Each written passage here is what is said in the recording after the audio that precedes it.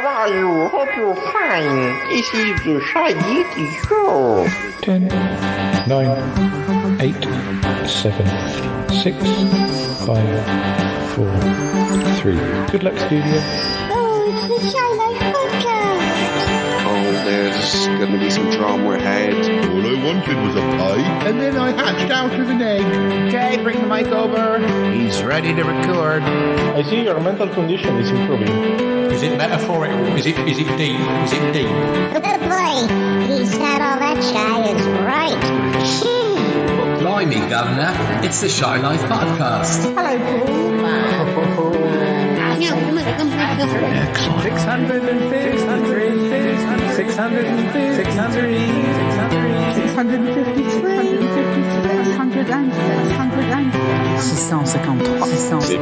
653. Bonjour et bienvenue au podcast The Shy Life. Hello and welcome to another episode of the Shy Life podcast with me, Paul the Shy Yeti. How are you doing? I'm all right. So, what's this episode going to be about? Well, it's kind of all about Bettina, but it's more than just about Bettina. She's doing one of her question and answer sessions. I think it's for a DVD release or Blu-ray set or something. She just wants, they're kind of making it look as if she's at a convention with a big crowd, but I think it's just going to be a renter crowd of us, the regulars, and I'm going to try and get Toppy and Aunt Tappy over, and just so the camera sort of gets the heads in the crowd, and she can, we'll come up with some good questions. I do love her old films, and I know Toppy, being a film buff, he'd be perfect to have him there. So we'll do that. I'm going to call him after the theme music, and so who knows what's going to happen? But yeah, something exciting, I should think. Let's run that theme music. Darling, it's the Shy Life podcast. Yes, but it's a positive thing, Paul. The High Life, the Shy Life. You won't find a cast of characters like this everywhere. I'll go anywhere for potato. Delicious. Hello, campers. How are you? You quite like a big bang, don't you? Go Shy Yeti. Oh, I hope he hasn't found out my secret. Do you think he has? I love the Yeti test. It's my favorite thing. If you thought that was bad, just listen to this. Yeah, I'm strangely drawn to Yeti Uncle John's ankles as well. I could eat my body weight in crisps every day. Has anyone seen my hot sausage? It's all gooey and easy. Yum, yum, yum, yum, yum. Oh, I can't wait for it to begin. It's the Shy Life podcast. I like that. Yeah. Look, Mommy, I'm famous. Marvellous, Paul. Hi there. Paul, darling, it's me, Bettina.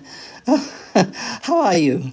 Bettina, hi, I'm great. Always good to hear from you. What's up? Oh, I need to ask a favour, darling. I need you to get some people together, if possible. Short notice. Oh, right. How soon? Oh, Saturday, darling. Saturday. As soon as possible. Oh, okay. What's going on? Oh, well, they're getting me to do... Well, it's not exactly a commentary. I've already done that. It's sort of extras. They want to film me talking about my films, about 3 particular films, a trilogy, and then there's another one.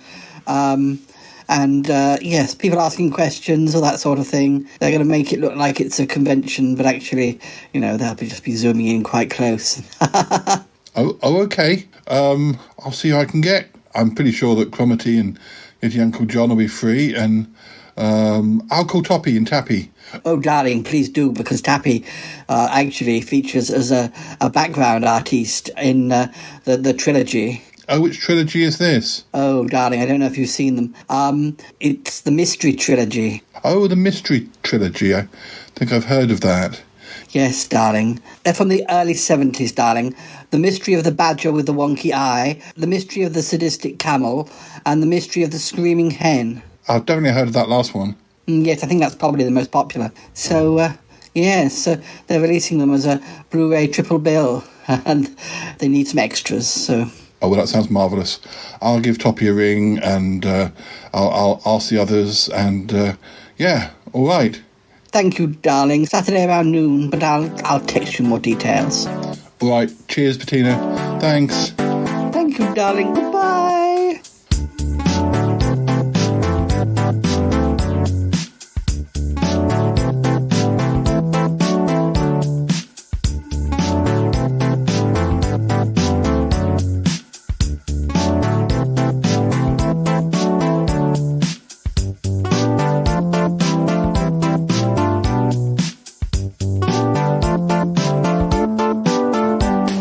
There you are.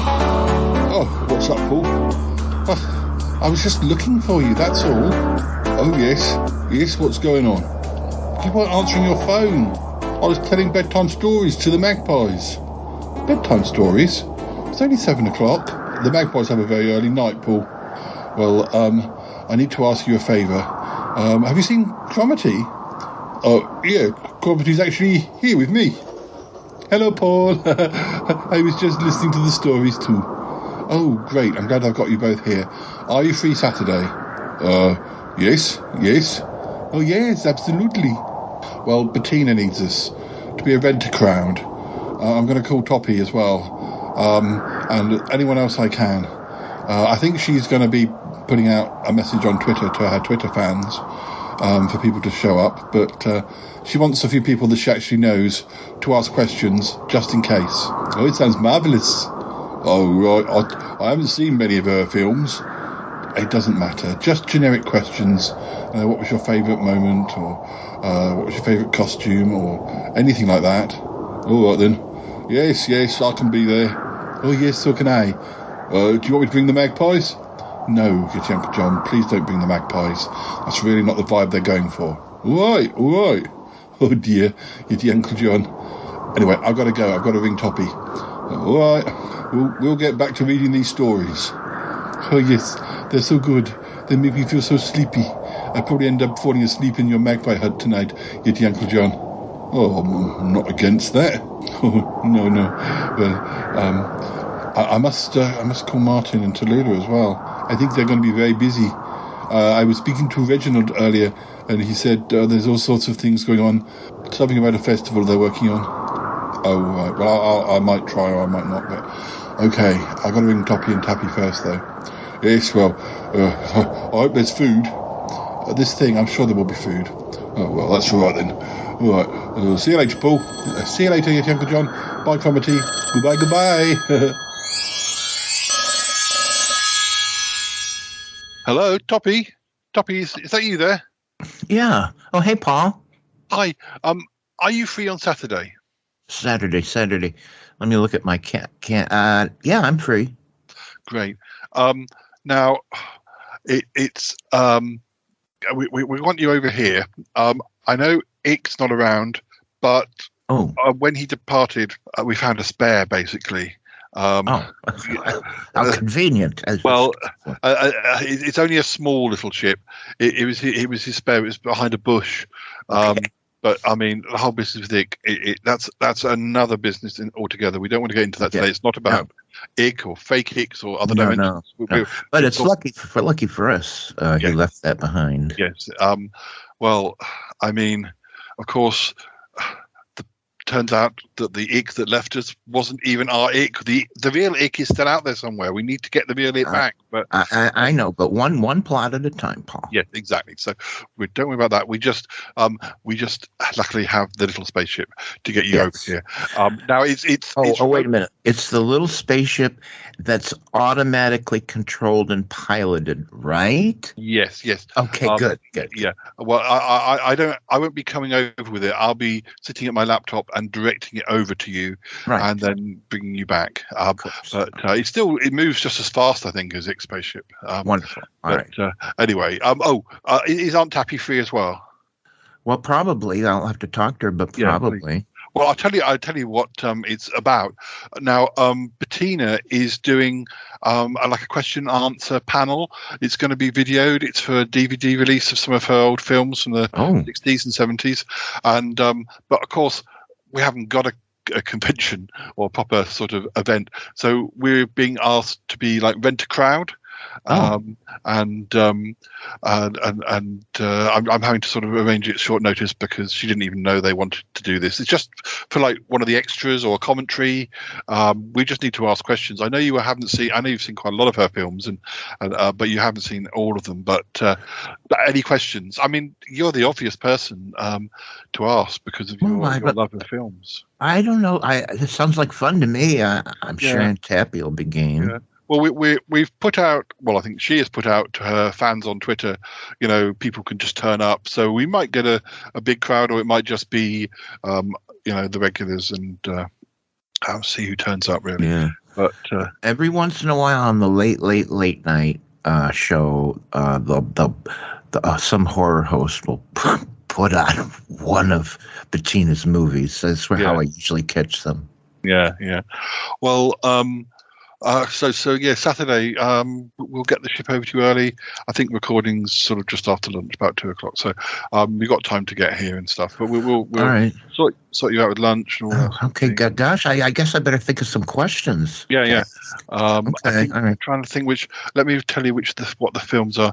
If you've seen any of these, there's The Mystery of the Badger with the Wonky Eye. That's from 1971. Okay, haven't seen it. Yeah, I think somebody's on YouTube. There's The Mystery of the Sadistic Camel from 1972. Oh, I saw part 3. Yeah. But not part 1 and 2. Yeah, and then there's The Mystery of the Screaming Hen.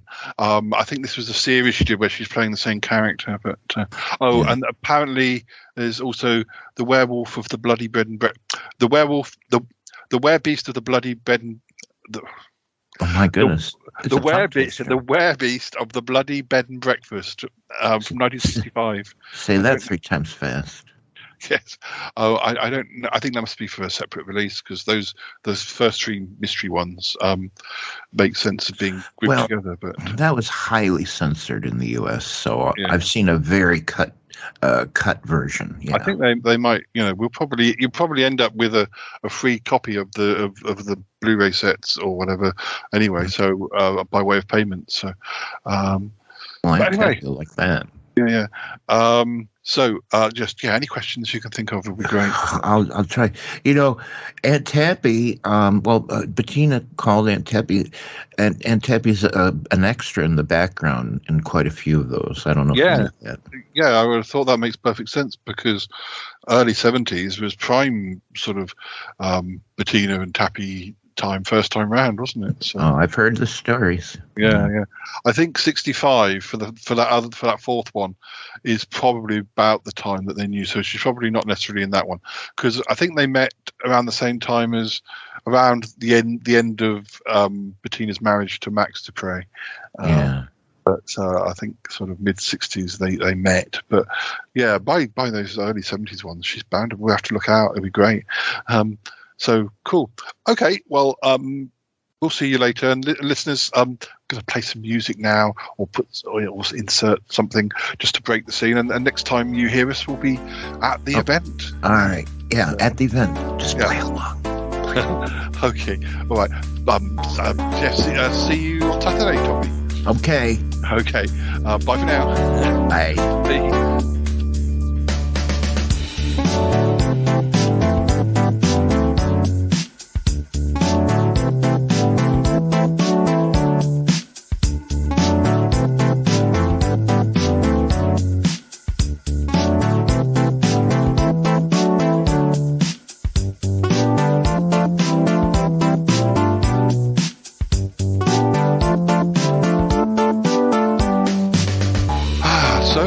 How was the little spaceship?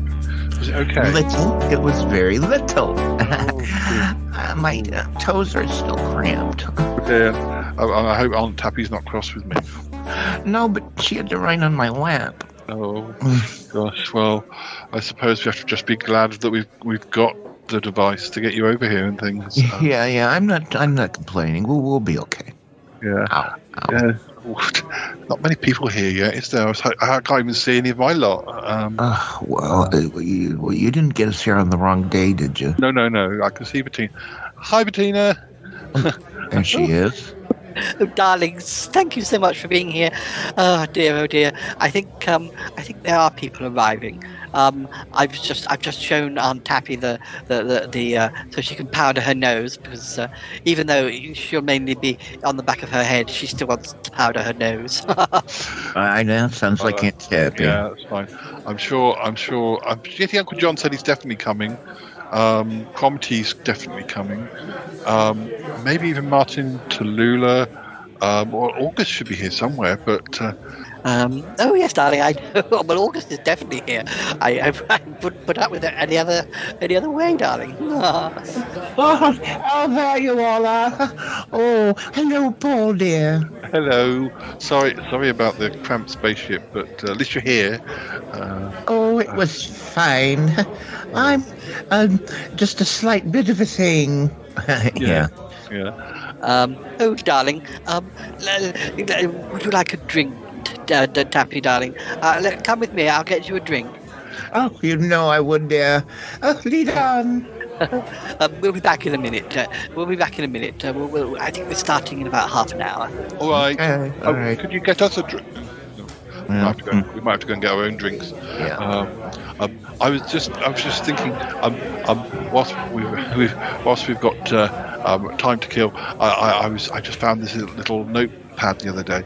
I thought you might like to hear this.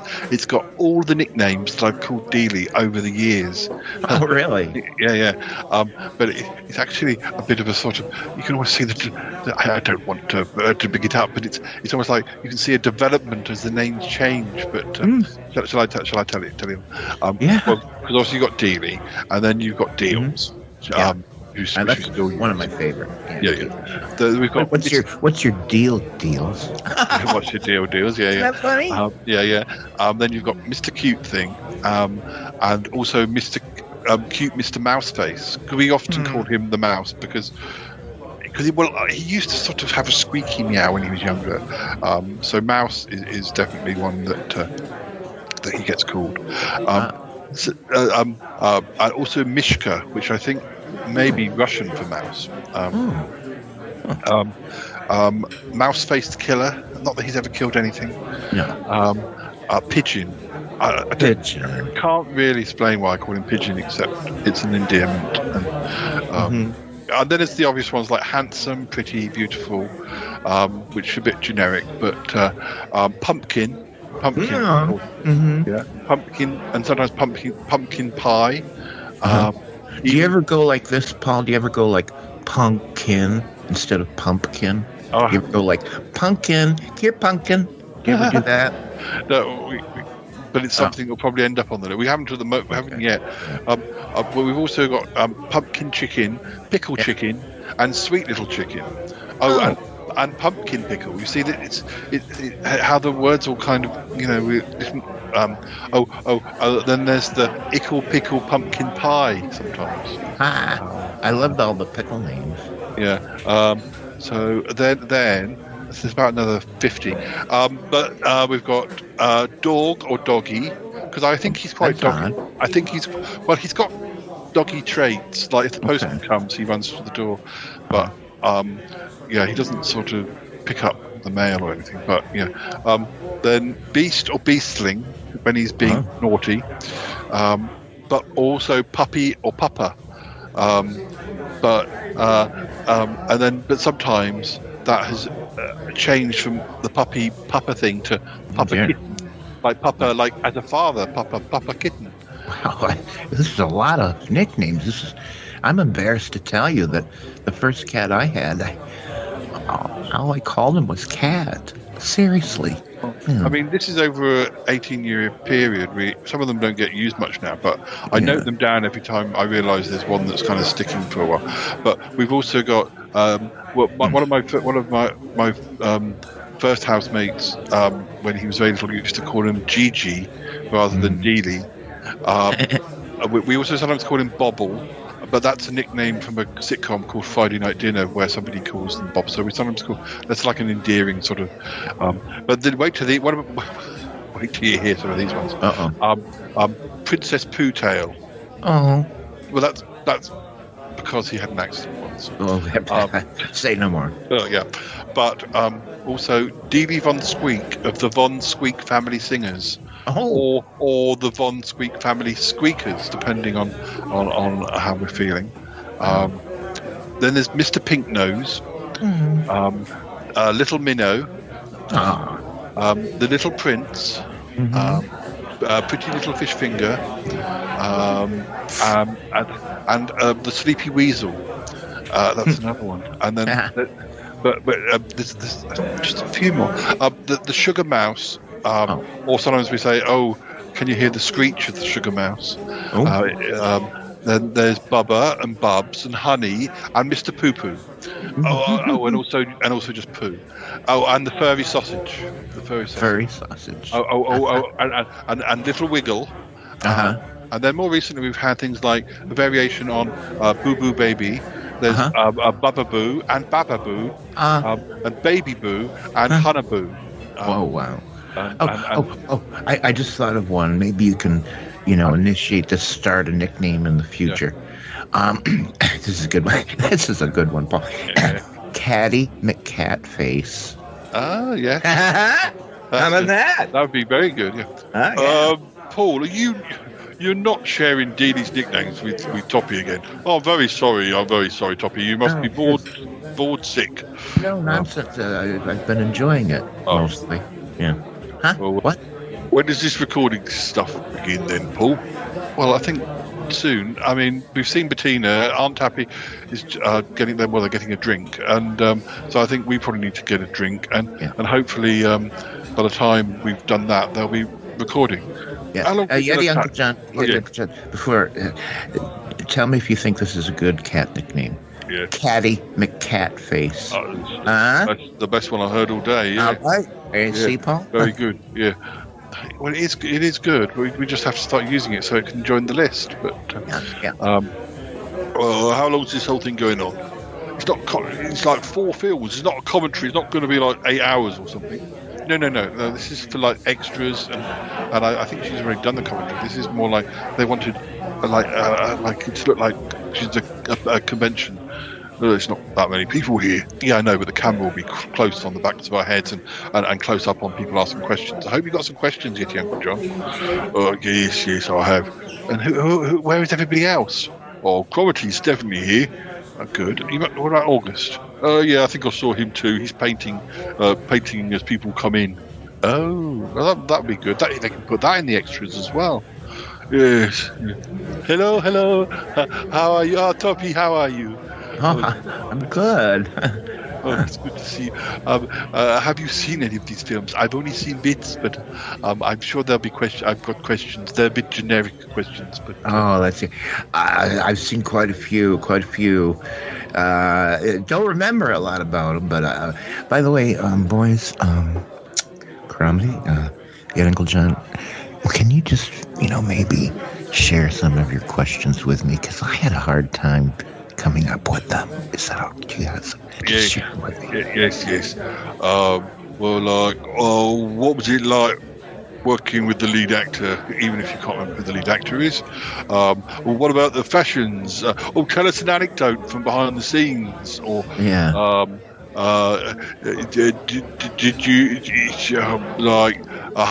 did you find yourself being scared by the special effects and things like anything? Yeah. I only have this one. See if this works for you. What was it like that day you came in and sat down? Is that a good one? On location. Maybe on location. Say when you sat down on location. Oh, and on location. Okay, and on location. Okay. Is it true that the Toppy can't remember the anecdotes very well? Well, let me just say, there's a pilot episode for one of the music episodes,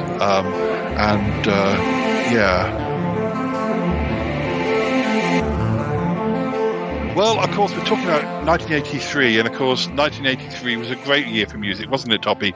So you must have a lot of favourites from that year. Oh, do I ever? I mean, I think Kate Bush was really popping. Well, yeah.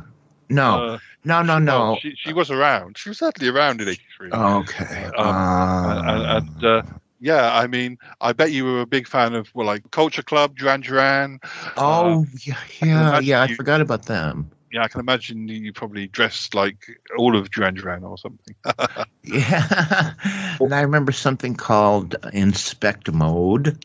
I don't know. I think Johnny Cash was in there somewhere. Anyways. Yeah, well, that's quite possible. But of course, who can forget? Who can forget the Thompson twins? Which was your favorite Thompson twin? Oh, the twins that the one twin there. That one. That one. Right, yeah. And he's my favorite. And I imagine you probably had posters of like, I don't know, Spandau Ballet on your wall, and didn't Talk, ABC, all those sorts of bands. Mm-hmm. Did you go to a lot of gigs back in those days? Did I ever? I mean, like, I was right there in the front rows, like that and stuff. I was all over that scene here in the U.S., Paul. Oh, really?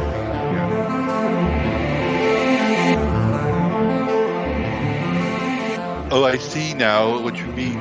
Gosh, yes, poor Toppy. You just don't have those sorts of memories from music, do you? Well, what do you mean? I remember lots. Well, let's just say we never went on to the pilot episode. Remained the pilot episode. We got Nick and Martin instead. But Toppy has his strengths in other areas, which is why we've invited him today, because of the films and things. So you know about your films. Not everyone can know about everything. Otherwise, you need to be specific. But darlings, we're about to start the recording, so if you could all take your seats. All right. Okay. Oh gosh, and the cameras. I can see the cameras. It's very exciting. And Tabby, why don't you sit with me? All right, dear. Here we go. Who's going to be asking you the questions, Bettina? Oh, darling, you are. What? Yes, darling. Or Toppy. No, you should do it, because I want Toppy in the audience. Oh. Yeah, Paul, you do it. It's going to be fine. You'll be great at it. All right, okay. Is there a script? There's a script. There's notes and things, yes. Just look at those. Nobody will notice. The camera will be on me most of the time. Just wing it, darling. Yeah. Oh, right. Where should I sit, Bettina? Oh. Hi, August. Hello, Paul. Hello, everybody. Oh, August, sit over here by us, dear. Hello. Oh, hello, August. There is one or two other people I've noticed. Oh yes, darling. They're just from my Twitter fans. Just sitting about. We didn't need that many people anyway. But yes, one or two people you won't know. But they're Twitter friends. So yes. Right. Okay. Come on, Paul. Come up on the stage. All right, I'm coming. Oh, yay, Paul. Oh, Toppy dear, keep quiet. Oh, sorry. It's fine. Thank you. I need the confidence boost. Okay, listeners, we're going up on stage. There'll probably be a bit of music, and then you'll hear what happens, and hopefully some of the others will be asking questions as expected. Go, Paul, go! Toppy. Oh dear. Oh, Toppy.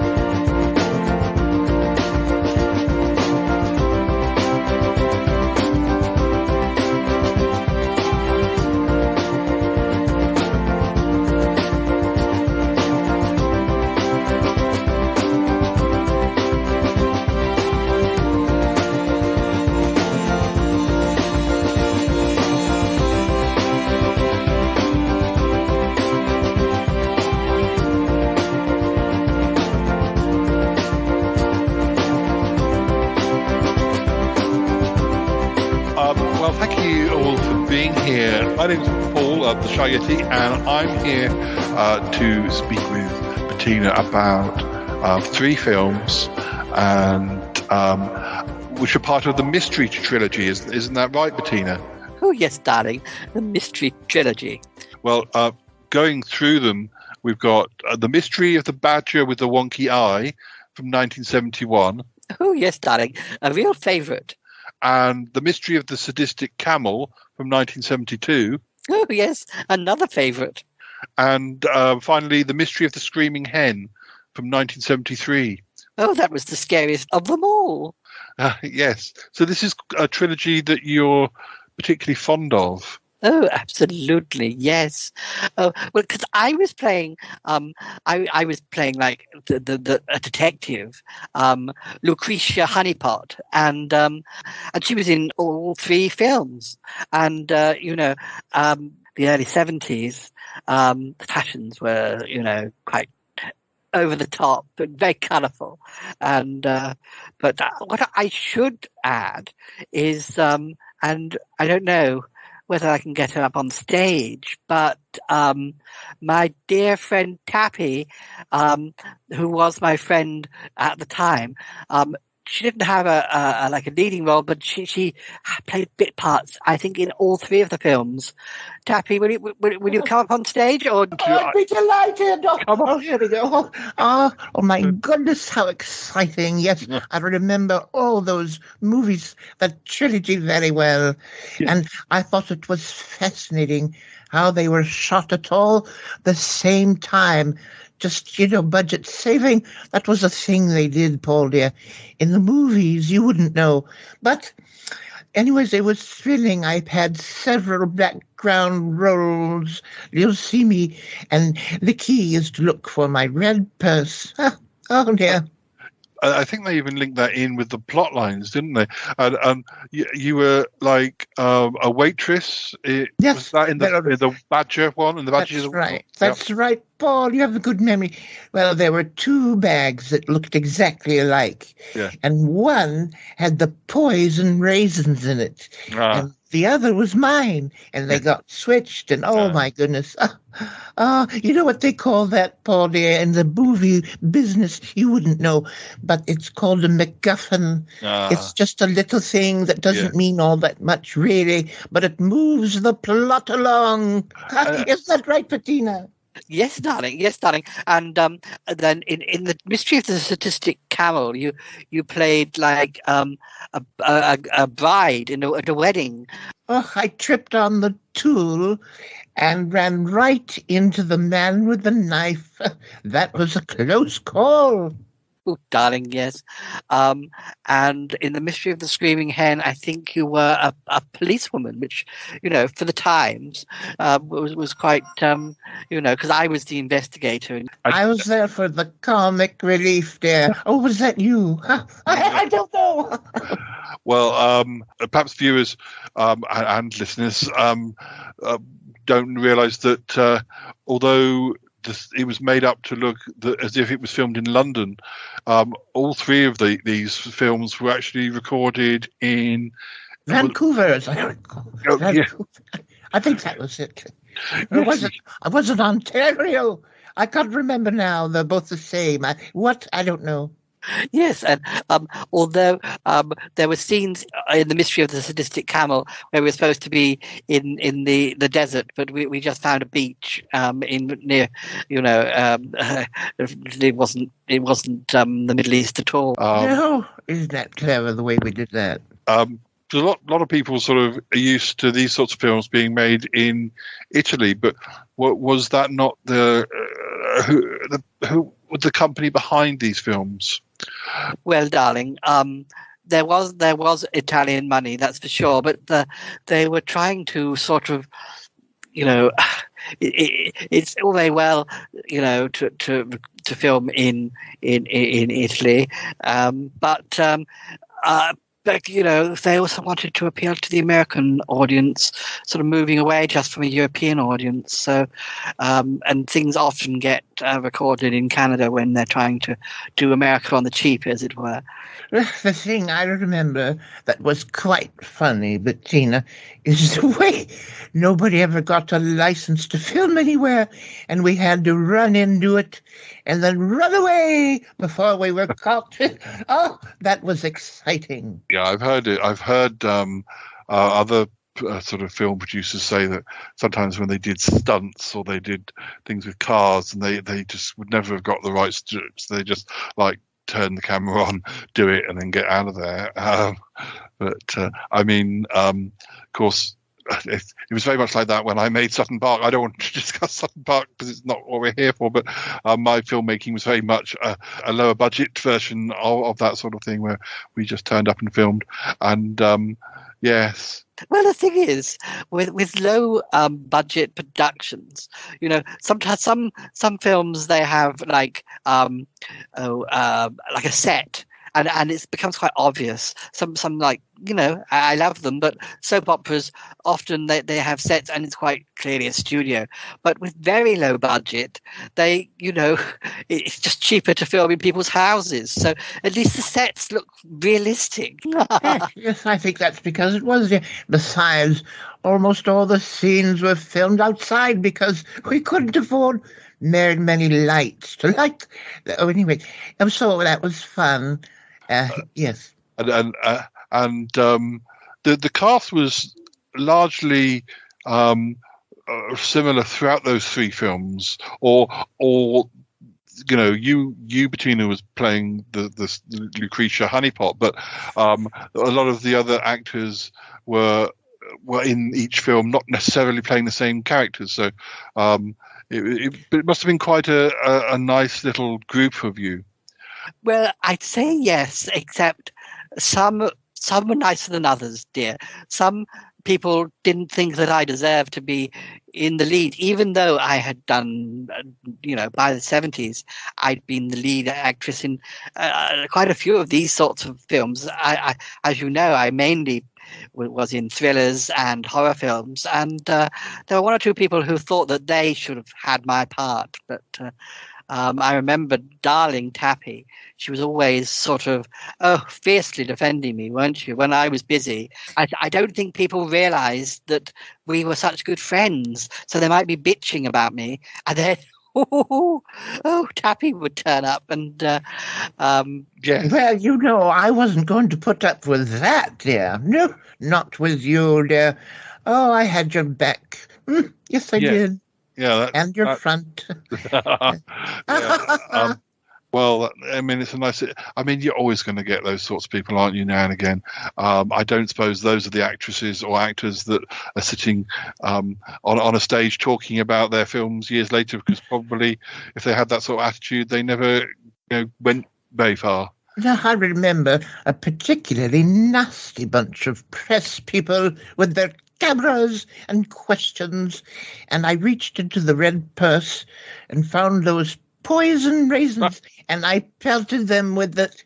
And the funny thing is that by then they were petrified and very hard and painful, so that taught them, didn't it, dear?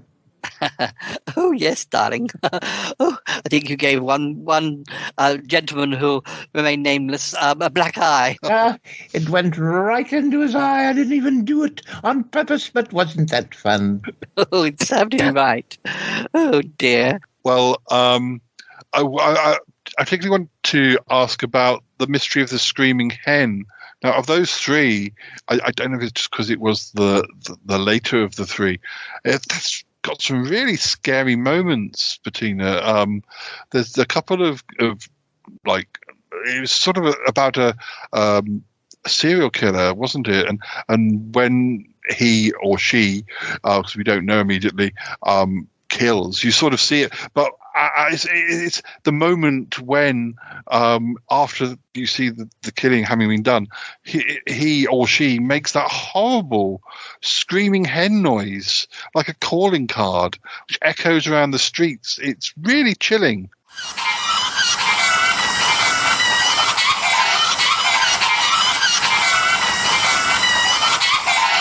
Oh, darling. Yes, I mean, we did come into quite a lot of criticism with the screaming hen, or hen as I like to refer to it.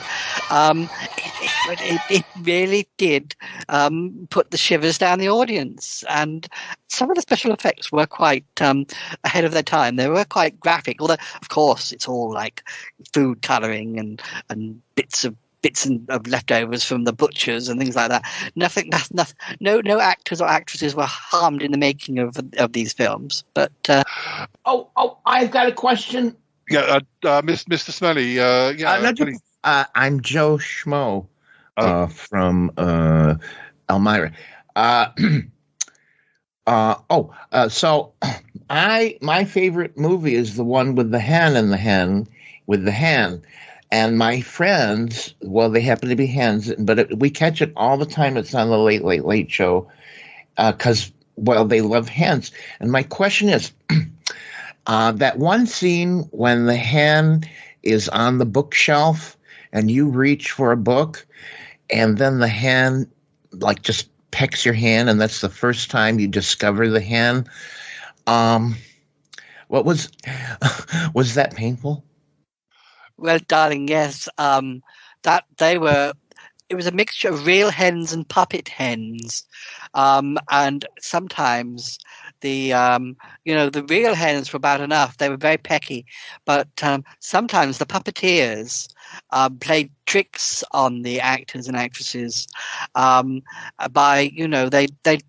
If there was, say, I don't know, a certain actor again who will remain nameless. If they'd been a bit of an ass, like over the break time or something, then perhaps they'd get pecked a little bit harder than the rest of us. And then there was that one scene when you came into a room and you sat down in that chair, and then what was that like? It was a very comfortable chair. Would have been very easy to fall asleep had I not had lines. Yeah, it was really good. Well, we're going to get the audience to ask some questions, but we're going to have a break now. We're also for a separate release. We're also going to be talking about the Werebeast of the Bloody Bed and Breakfast from 1965. But we'll do that right at the end. But I want some questions, more questions, from the audience after our break. But thank you, Bettina, and thank you, Tappy. We'll just break for 20 minutes, and then we'll come back up and finish off. Yeah. Is there going to be food? Where's the food? Yeah. Just in the other room where all the drinks are, I guess. Thank you. Oh dear.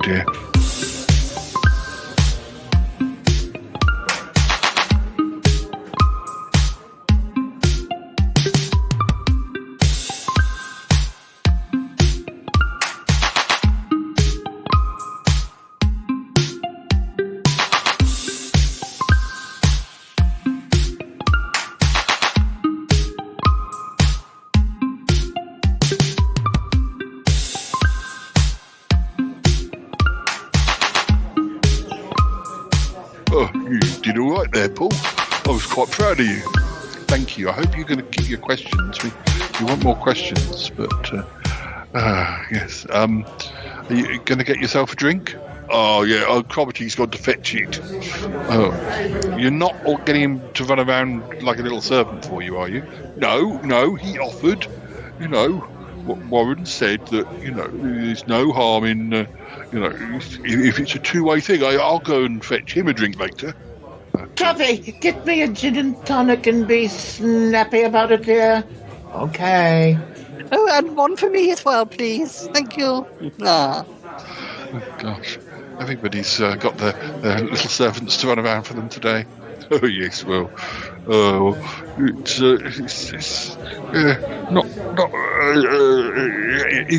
Is Bettina happy with the turnout?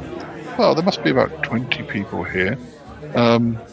Yeah, I mean, what can you do? It's very short notice. Yeah, I suppose so. Oh, well, as you say, it's for an extra. It's the people on the stage that well, not you, Paul, but it's Bettina's, and Tappy's opinions and stuff, which are, the most important. But Yes. Yeah. There's a guy sitting over there who doesn't seem to be with anybody.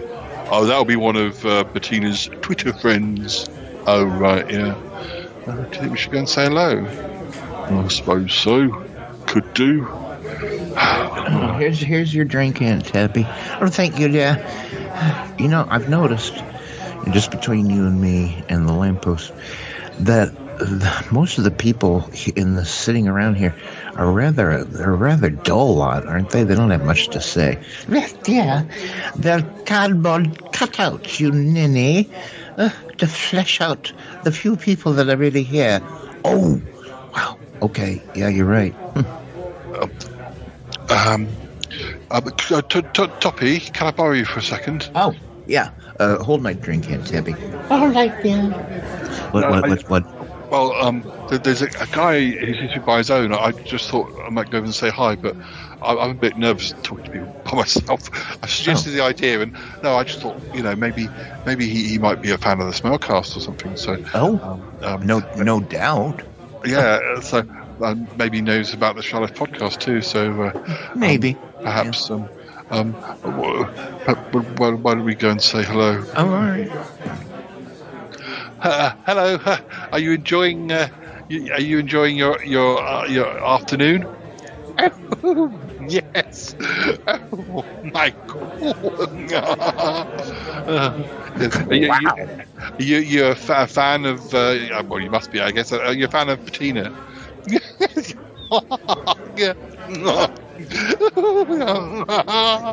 Holy cow, Paul! What's this guy's problem? He's just enjoying his afternoon. Okay. Sorry, I'm Paul the Shy-Yeti. You may know me from the Shy Life podcast. No. Well, of course, I'm something of an internationally famous podcaster. Perhaps you know, Toppy Smelly. Yeah. No. Oh dear, Toppy. Well, he's obviously a fan of Bettina. Toppy, Paul. Sorry, your name is Bruno. Bruno. More pleased to meet you. I'm Bruno. I hope that. I hope you've got some questions. Yeah. Great. Well, we'll be looking for questions in the second part. We've got to go and get ready. So, Toppy, perhaps we've got to. Right. Speak to you at the end. Have yourself another drink, Bruno. Yeah. Blimey, he's a bit full on, isn't he? Dear. I'll say. Well, nice enough though. Just hoping you might do better with those cardboard cutouts. I don't know. Well, yeah. I mean, hopefully he can get a question out between chuckles. But anyway, well, I suppose I better get ready to get back on. I can't have too much. When I used to do my open mic things and poetry shows, thing is, when you do these things, I'm sure, like, if you asked some famous person who does things on stage, and that they know that you don't drink like a fizzy beer or a fizzy lemonade just before you're about to go up to the mic.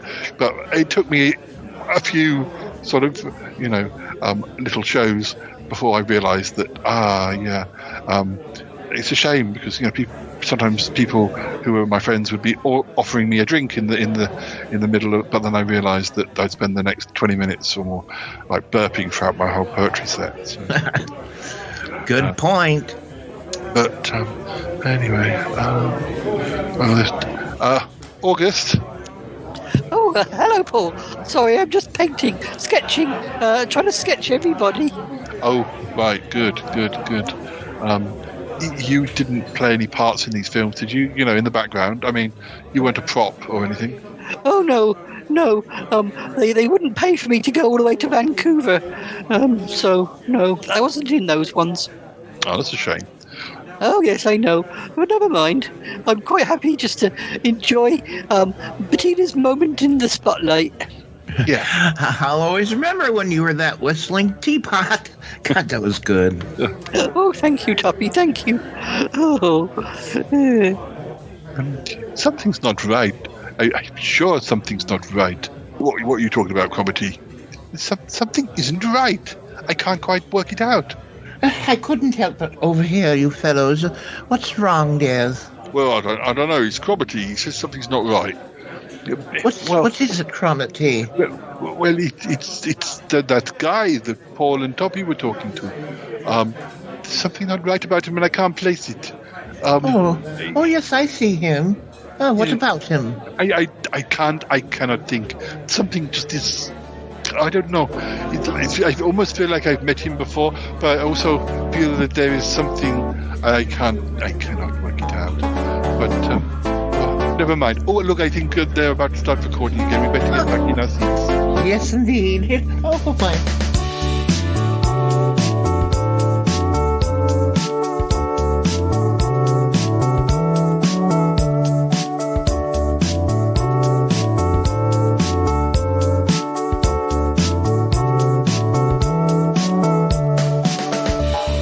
Thank you. I hope you enjoyed the interval. Now we're going to go for questions first. We're just going to focus on Bettina for this bit, and then we'll do a separate presentation on the Were Beast of the Bloody Bed and Breakfast. So, any questions, please, for Bettina? Come on now, Uncle Yeti John. You have a question. I know you do. Yes.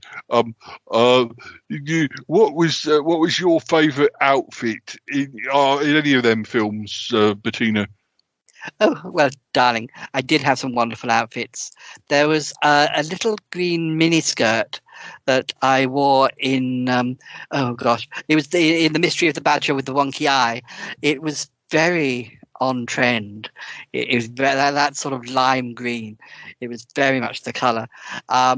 Thinking back, I mean, this was film, but a lot of TV from the late 60s, even in the early 70s, the colours were so vivid.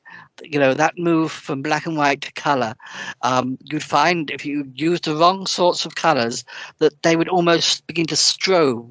You would feel like you were about to be sucked into the screen. And, you know, it took people quite a few years to work out which colours to use, which colours had that sort of effect with the camera. Also, the thing is, by the time they did work out what colours not to use, fashion moved on, and we were into sort of pastels, and that didn't have quite the same sort of result. So, yes. Thank you. That's a fascinating answer. I mean, yeah. Thank you, Yeti Uncle John. Anybody else out there? Cromitty.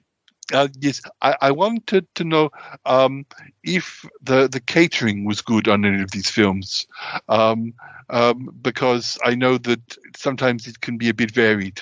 Good question, Cromitty. Oh, darling. Well, yes, you're right. It can be varied, but I mean, at least with these films, because as we were saying earlier, they were made pretty much back to back, although they were released over a 3-year period. Well, I do remember some of the food being pretty ropey to start with, but I got my own caterer in.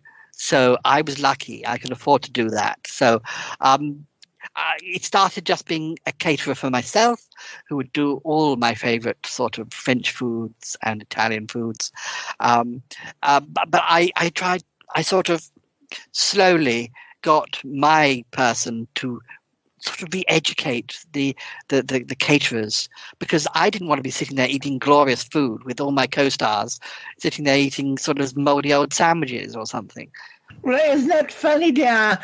I thought that the green stuff on those sandwiches was apple jelly. Oh. Well, darling, alas not. But anyway, you live to tell the tale. And I think at least by The Mystery of the Sadistic Camel, the catering was far improved. So, yes, thank you for your question. Anybody else out there? August, perhaps? Oh yes. Would you have benefited from with you? Would you have and why? And if so, Goodness dear, slow down and choose your words carefully. oh well. With the paintbrush, and if you said if that, and would you do it again? Darling, I know what you mean. It's a good question. I think I would, but it would depend a lot on the money. I was never too sure about how much skin I would put on show, but it wasn't because I disagreed. I wasn't a prude or anything, but I felt that perhaps they would expect people who perhaps didn't want to. So I felt if I stood up to them, then was it a good decision? What is the reason for this particular scene? Why am I doing this? Why am I by the pool? Practically naked, and it's December, quite clearly December. There's no leaves on the trees. That wouldn't happen, not just because you fancy, a little bit of titillation. So I tried to be the one to stand up and say, come on, why are we doing this? And also, what about so-and-so, an actor? Why can't we have a scene with him by the pool? It's just equality. And sometimes they would agree, sometimes they'd shut up and wouldn't bring it up again. But it was difficult because some of the people involved in the film industry in those days were, very like working with cavemen, let's say. It must have been quite a time. I've got a question for you, actually. If you had to decide on a favourite out of Badger with the Wonky Eye, Sadistic Camel, or The Screaming Hen, which would you go for? The storylines were all quite different types of thriller. Good question, Paul. Thank you. Bettina?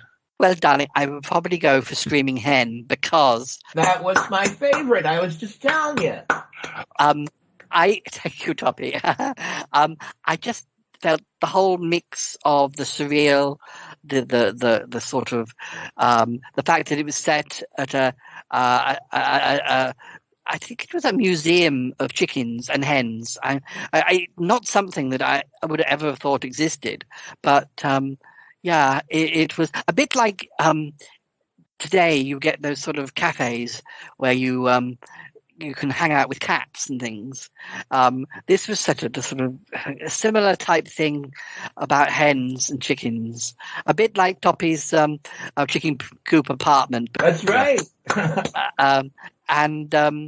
Yes, but then of course with the killer going around, the serial killer and the deaths and stuff, it really did make for quite trippy production, I think. I do love them all, but Screaming Hen is my favourite. Great. Okay. Oh, sorry. Mr. Sorry, I don't know your surname. Bruno. Oh, well.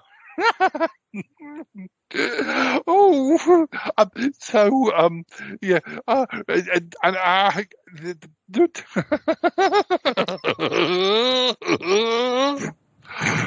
But yeah. Bettina? No, I agree. I'm glad they made you laugh. Yes, you were asking about the comedy in the films. That was the interesting thing, I think. There was the balance between the seriousness and the murders. But I got a lot of funny lines. My character, Lucretia Honeypot, she was very witty. She could sort of... Wait a minute, I thought that was my character.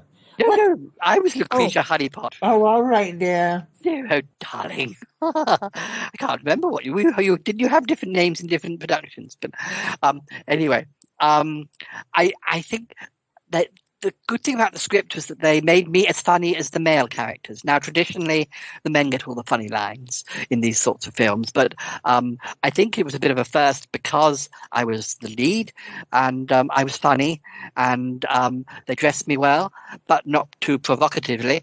And that was partly due to me saying no, thank you. Yes, they were funny films as well as being scary films. And thank you for your question. Well, I think that's pretty much all we have time for on this one. We're going to take a 5-minute break, and then we're going to come back and talk about the last film. It'll be for a separate release. So, just 5 minutes, please, and then be back in your seats. Thanks. Poppy, how do you think I've been doing? Oh, I'm just stretching. Dear, oh dear. No, it's fine. Maybe a tad long, but you're going to edit a lot of stuff out, right? Oh, yeah. That'll partly be down to the producers of the DVD and stuff as well, or the Blu-ray. Look at the time. When you have to go back later, what about sticking your legs out the window? Would that make things less cramped? Probably. That's a great idea. Could you sit on Aunt Tappy's lap? Would that change things? I don't know. Anyway, maybe I don't know. We'll manage, Paul.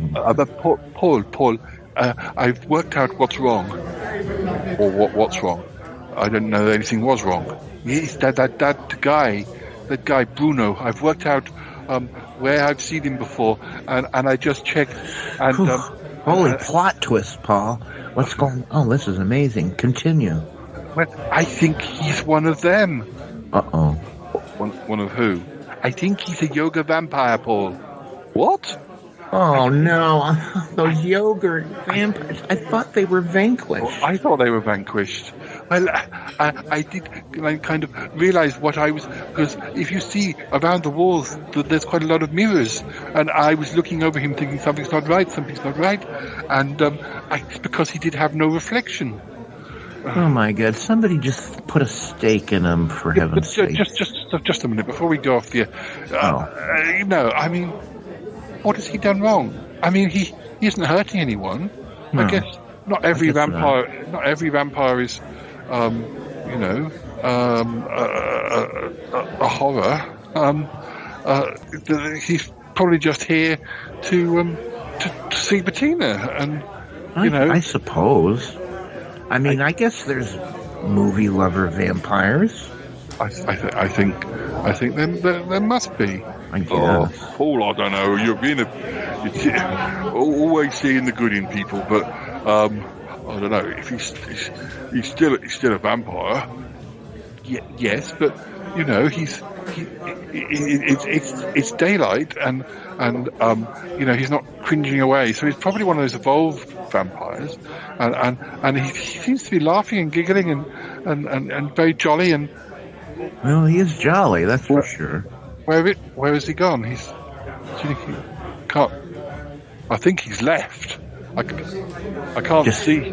Disappeared. I can't see him by the food table. Perhaps he heard us gossiping about him, Cromitty.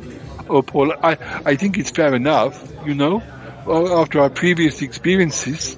We don't want him lunging at the star. No, but I don't think that was going to happen. Oh, well. Thank you, Cromitty. I think... How about that, Paul? It looks like he's gone anyway.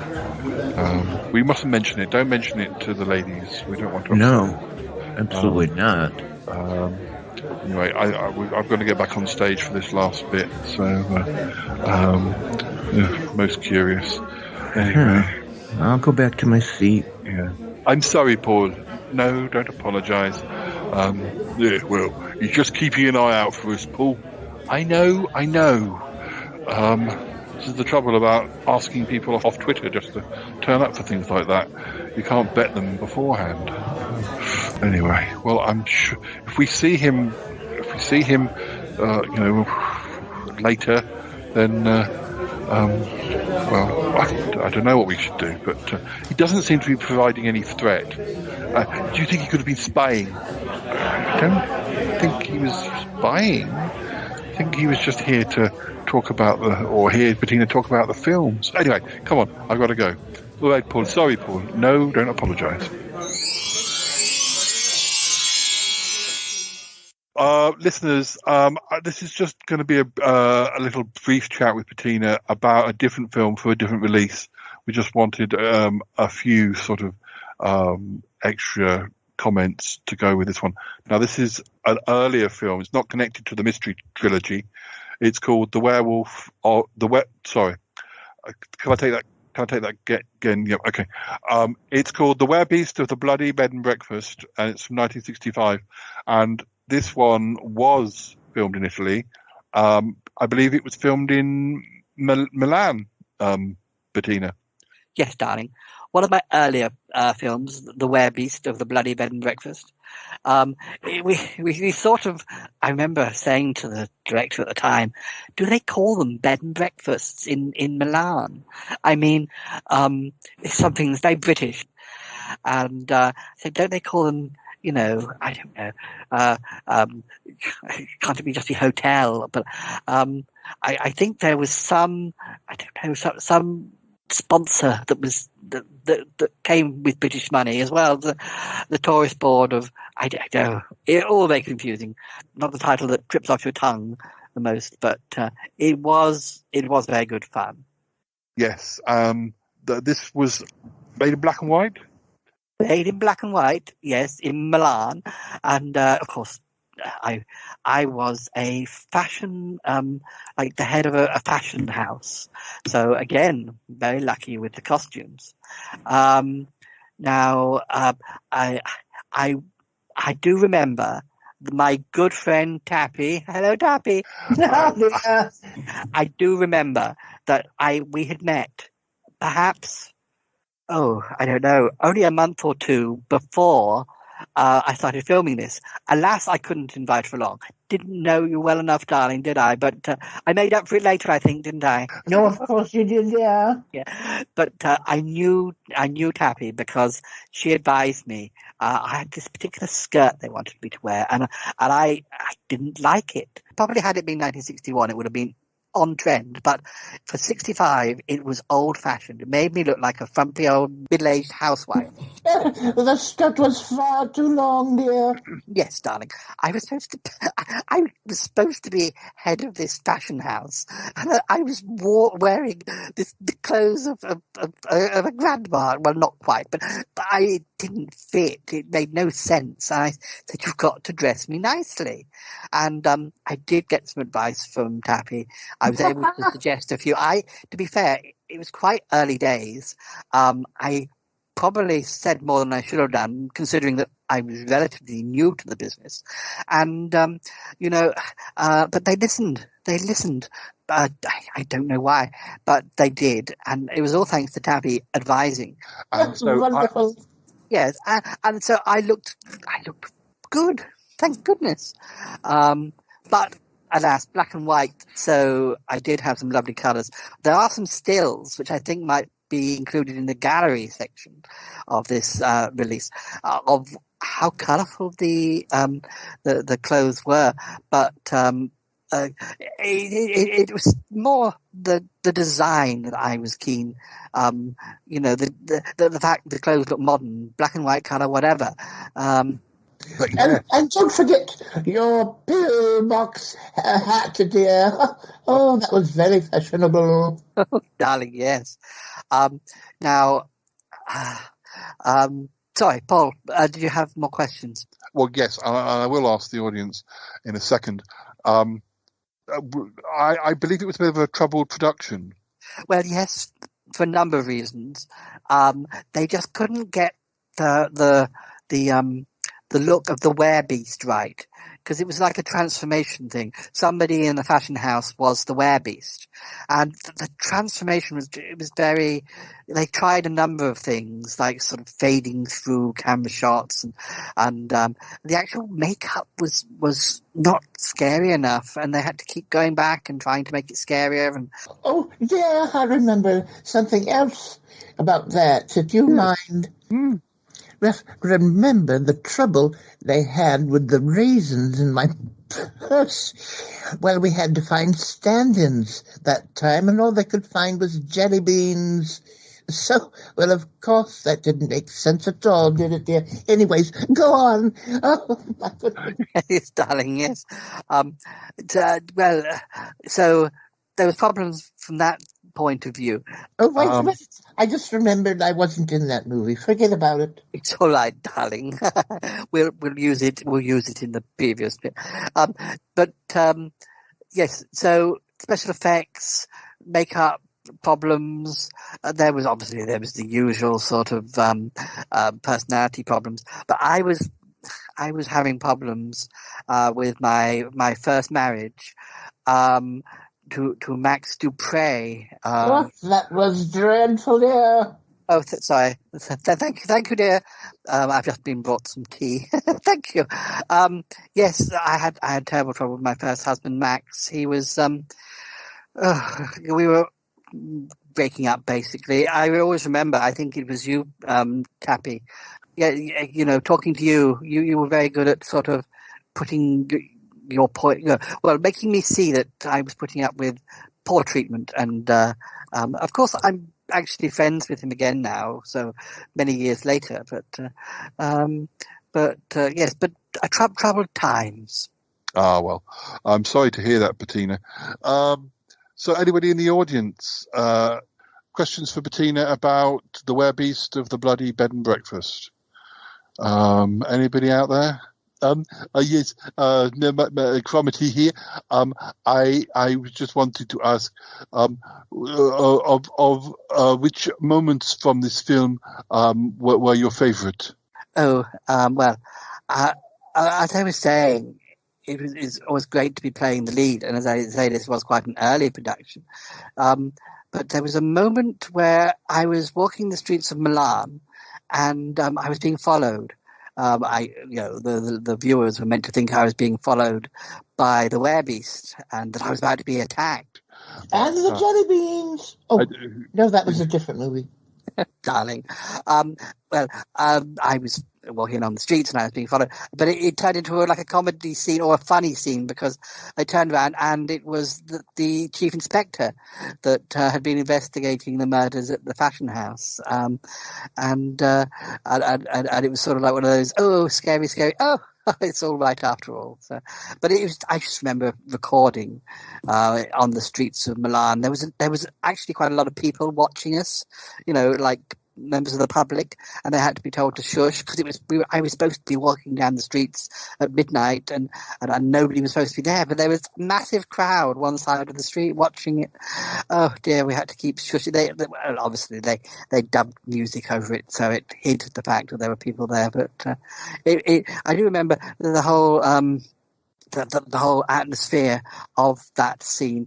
It was a great night, and then I think we all sort of went off to to a club or something. Yes. Oh, Tappy, I wish we'd known each other a little bit longer. I would have loved to have had you there with me. I didn't really have any girlfriends on that production. There were other ladies there, but I don't know. Everybody had their little clique, and I didn't have that many people in my clique because I would have loved to have been there, dear. But then you and I went back to Milan many years later and set that city on fire, didn't we? Oh yes, darling, we did. Anyway, we could take a few more questions, but at the back.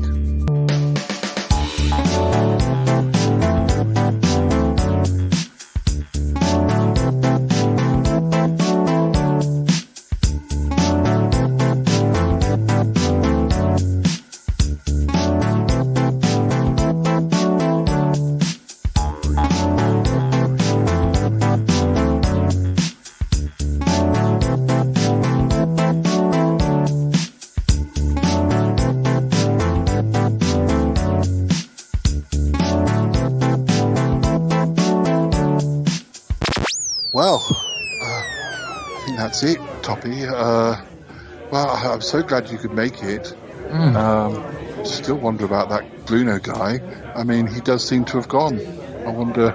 I guess, vampires can exit mysteriously in many ways. I just I just wish we knew more about him, but perhaps he'll return at some other point. I guess the thing I worry about, if there's one vampire, there's probably more, but... Yeah, I mean, I don't... Cromitty, are you sure he was, was he actually in your yoga group? Well, now I think about it, I'm not sure. Or there was some guy who was there, who turned up once but didn't come again. I wonder if that was him. That might have been Bruno. So perhaps he didn't get on well with the other vampires. It's a bit like, perhaps if you're a science fiction fan, you go to a science fiction group and everybody is talking about Star Trek, but you like Doctor Who, and you feel a bit, so maybe it's a bit like that with different types of vampire. Perhaps just because you're a science fiction fan doesn't mean you're a fan of the same sort of shows, and just because you're a vampire doesn't mean to say you like ripping the necks out of innocent virgins. But, Well, that's interesting. Yeah, I guess that's a possibility. Well, you know what, Paul? The thing is, he did seem rather good-natured, didn't he? He did, yeah. I mean, in a way, it would be useful. I mean, I know we discovered that Evans-Du-Pres'S himself is a vampire of a kind, but a vampire who hunts bad vampires.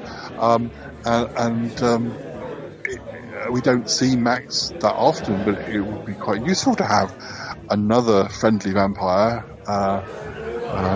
Perhaps he's a reluctant vampire, Paul. Perhaps he doesn't like to talk about it. That could be. Possible. I mean, sometimes you just want to sit down and watch your favourite films. You don't want to be thinking about turning into a bat and flying off to McDonald's for your dinner or something. Oh, yes, Paul. Well, are we going to go? Are you flying back tonight, Toppy? Yeah. In fact, we should be leaving soon. And Tappy, what? I'm over here. Yes. Oh, don't tell me it's time to go already. I think I'm afraid. Yeah, it's been great seeing you. It was really good talking about those films. There were some good questions. I think they'll be able to make a nice little package on the Blu-ray release. Paul, I think you performed tremendously well. You should be proud of yourself there. Thank you. It was really good to. I wish you'd let me know. She said about me getting a crowd of people together, but she didn't say, "Oh, you'll be the one on the stage." But she's got so many films. You look at her filmography; it's like, it's very detailed. So many films in the 60s and 70s. And, I had no idea, to be honest with you. Well, I've told you about so many. I know, but I mean, there are a lot more than I thought. I mean, and it's perfect for me because it's all thrillers and sort of Italian giallos and horror films. I guess it's one of those things where you kind of get known for one genre, and she sort of stuck with it. But I mean, it's paid off really, because those are the sorts of films that people want to hear about at these sort of conventions and things like that.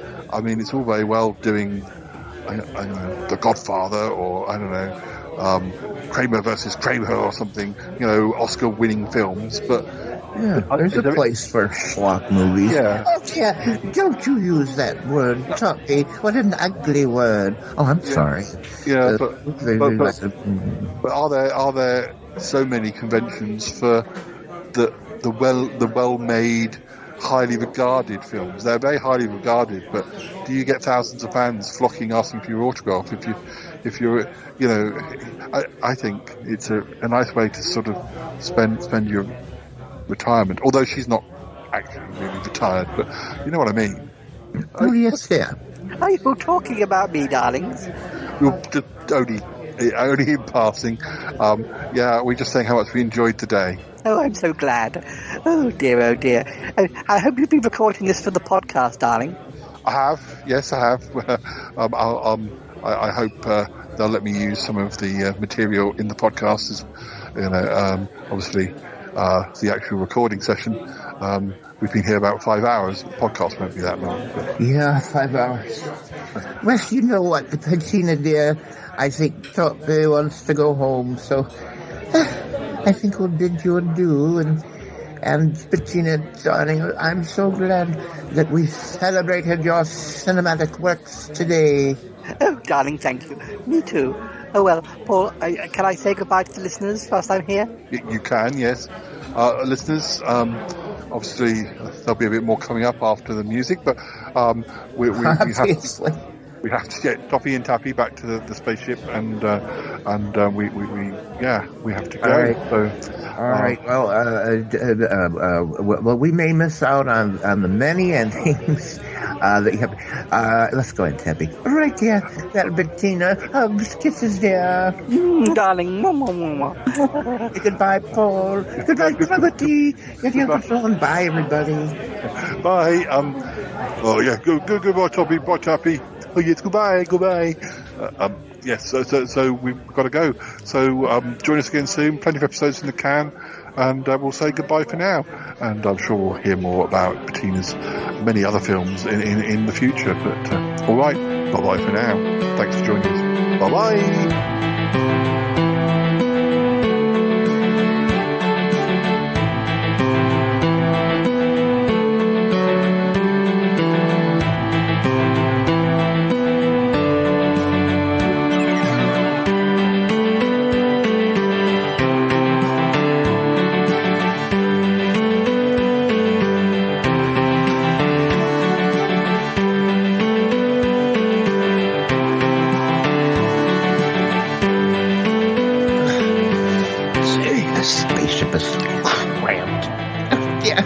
Fidgeting. It's a good thing I don't have to drive this thing. My elbows can barely reach, if that's what that is, a steering wheel. Of course it's a steering wheel. What do you think it is, dear? Oh, dear, your knee is right in my hip, dear. Oh, sorry. Let me see if I can move. Oh my, it can't be too soon to reach the shores of America, dear. Yeah. Wait a minute. You know what? Hold it. We wound up on one of these endings anyways. Paul? Hello, I'm speaking through the intercom. Of course you are. Are you in space? Are you flying? Yeah. Is everything okay? Everything's fine. I was a bit worried you hadn't plugged it in. You know, these electric vehicles, you have to plug them in. I wasn't sure if we'd plugged you in properly, but you seem to be doing all right. That's good. We're very plugged in. Yes, that's fine. Anyways, thanks for joining us, and thanks for not causing too much of a stir about the vampire that we possibly saw. Yeah. Oh, yeah. Sorry. Okay. Sorry. Yeah. You haven't told Tappy about that. No. Anyways, let's just make this the last ending I'm in on this episode, okay? Well, we've got another one coming up, but you're on your way, so it didn't have to involve you. So yeah, well. Hi, Tappy. Hi, Tappy. Hello there. I didn't mean anything by the word vampire. It's fine. Nothing happened. I meant the press. The press can be like vampires.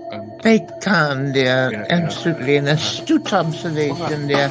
I can hear the theme music coming, so we better let you go. Safe journey home. See you soon. Okay. Have a nice couple more endings. Bye.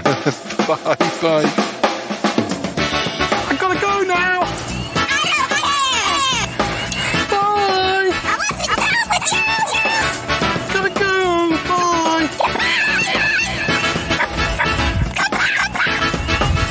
Bye. Goodbye.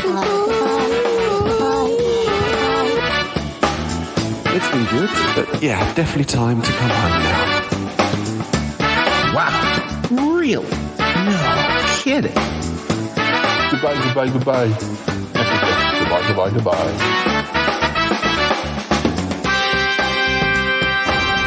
This show is part of the Pride 48 network. Find more shows over at pride48.com. Oh dear. What's going on now? Oh, it's the Shy Life Podcast. Let's go. I have a voice. I have a voice. You have a voice. You have a voice. We have a voice. We have a voice. Unique voices in podcasting. UnivazPods.net. Oh dear. This whole business, I just wonder, what was going on? With that guy at the? Yes, Paul. Yes. Well, we never saw him again, did we? Well, no. Oh, just a minute. The phone's ringing now. Hello, darlings. How are you? Oh, we're okay. We just got home. I was just talking to Toppy and Tappy on the intercom, and they're nearly home as well. Did you and August get back all right? Yes, darling. I just wanted to thank you for your help today, and thank you for the beautiful bouquet of flowers that you sent.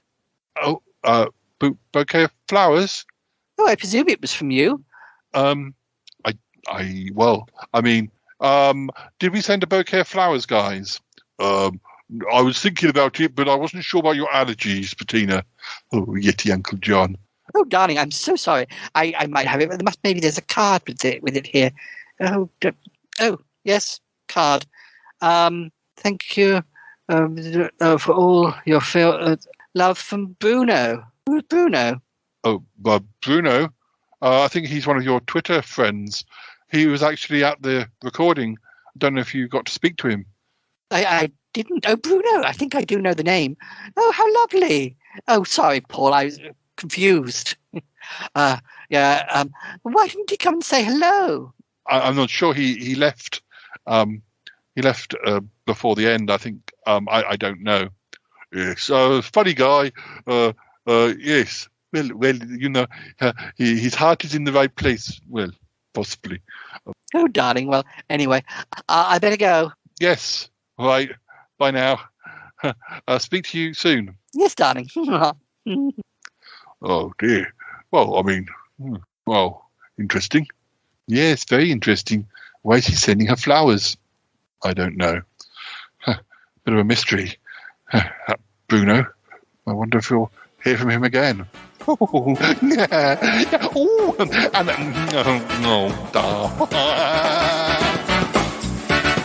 What the hell just happened on this show? I mean, seriously, reverse it, because I lost. What's going on? What happened? Oh, kitty dearie. Purr, kitty. Oh, I love Dee. Whoa, I love that one. Great show, Paul. Yep, that was a good shoot. Well, gotta tell you, I didn't expect that. 653. 653. You're flabbergasted.